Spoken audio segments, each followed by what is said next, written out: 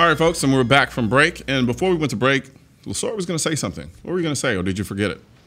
I did forget, but I think I just remembered. So, I have a bad memory. But what you said is, Trump's speech was very good last night. I think it was.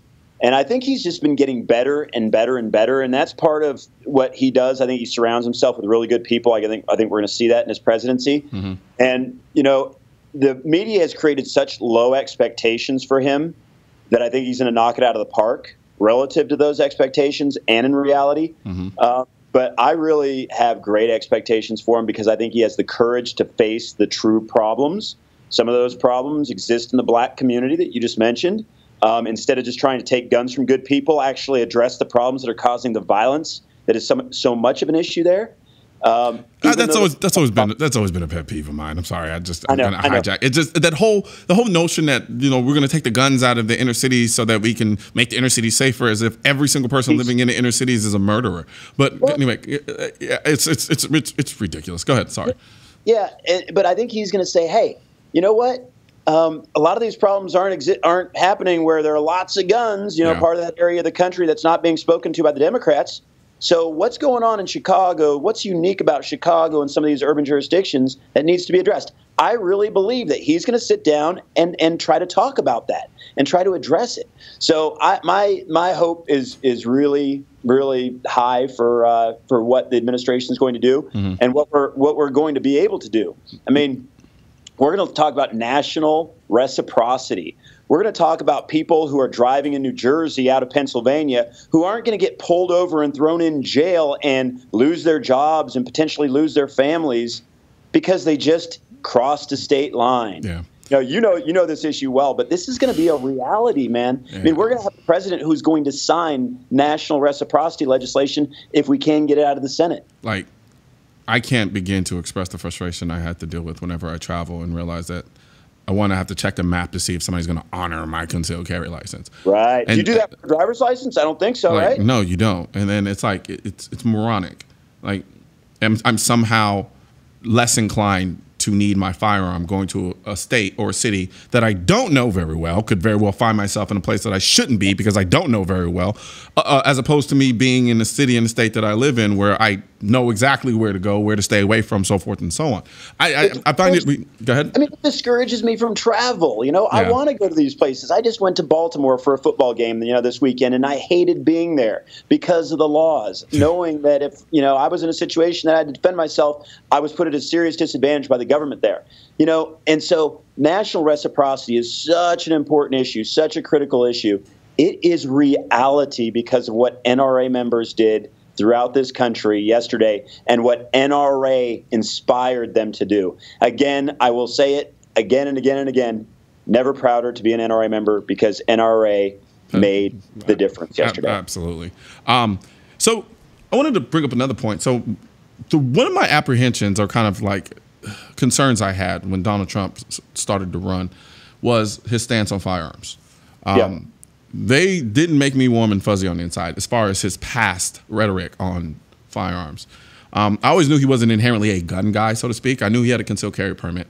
But one of the things that really brought me over to him, and from the Second Amendment standpoint, was his son. I actually take a liking to Donald Trump Jr.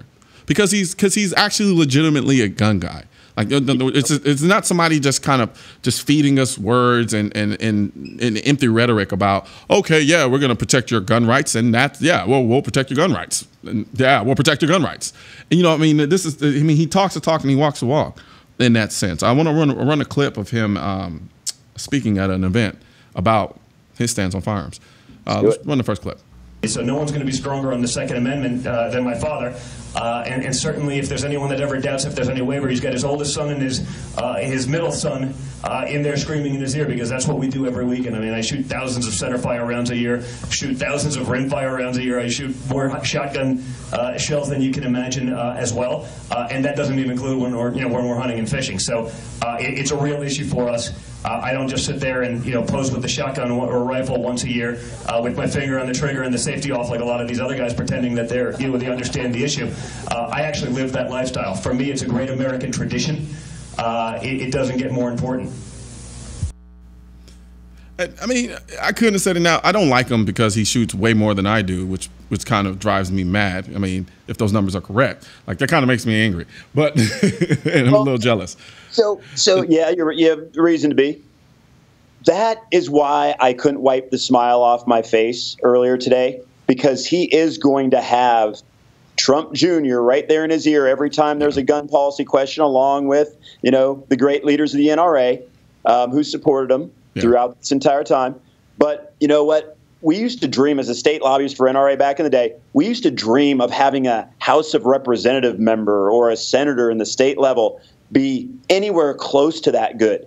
Now it's the President of the United States. Knows the difference between a 22-250 and a 223, and knows that a 223 isn't all that high power.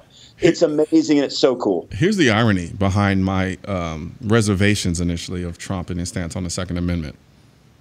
He is legitimately probably the most pro-gun president we will ever have, and that we've had thus far. Think about it. Even with my concerns, most of the presidents who were considered pro-gun didn't necessarily come out as blatant in favor of the Second Amendment as Trump has. I mean, if correct me if I'm wrong. I mean, you tell me. I find it ironic considering I was concerned, but when you really boil it down and look at things on the grander scale, it's the truth. No, I mean, I am literally listening to you talk and thinking about what I just thought about, which is a press conference in the White House.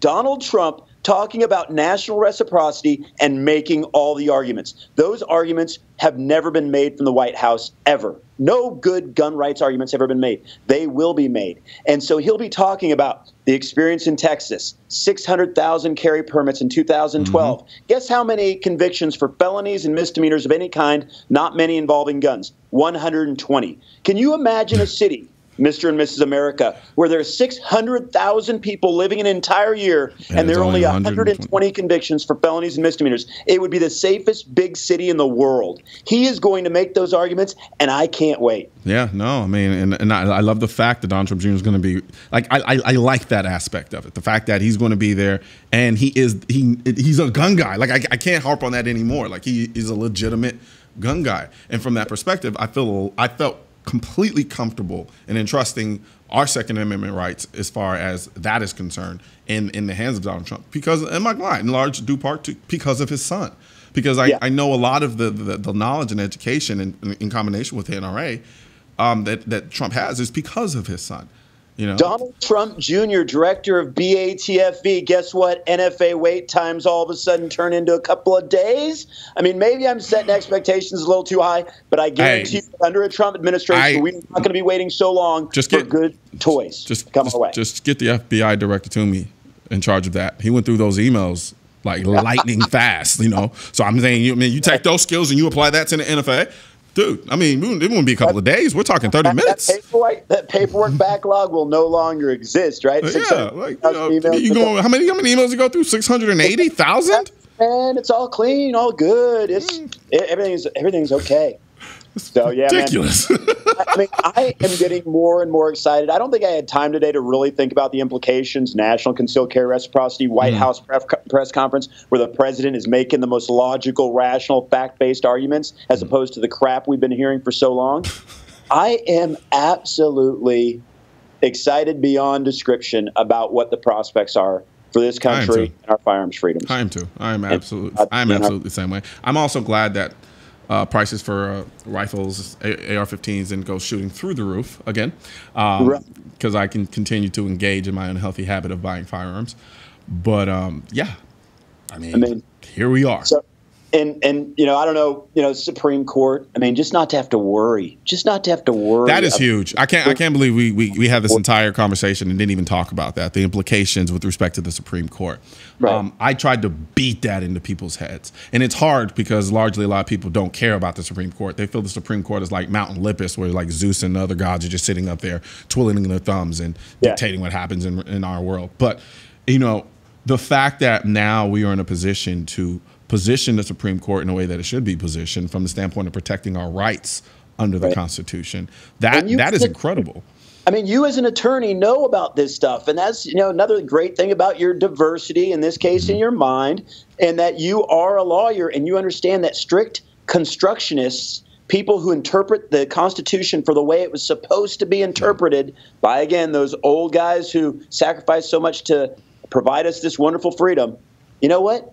He's just said, I want another Scalia. I want another guy who just reads or woman who reads the Constitution the way it was intended to be read. How is that in any way, shape, or form controversial? I don't like judicial activism. I don't like your job is not to sit on the Supreme Court and change the direction of the country in the way that you see from an ideological standpoint. That's a senator or representative, right? That's a senator or representative. That's not a judge. Judges aren't supposed to do that. Exactly, and that's essentially what Hillary Clinton wanted to do. She wanted to stack the deck in her favor.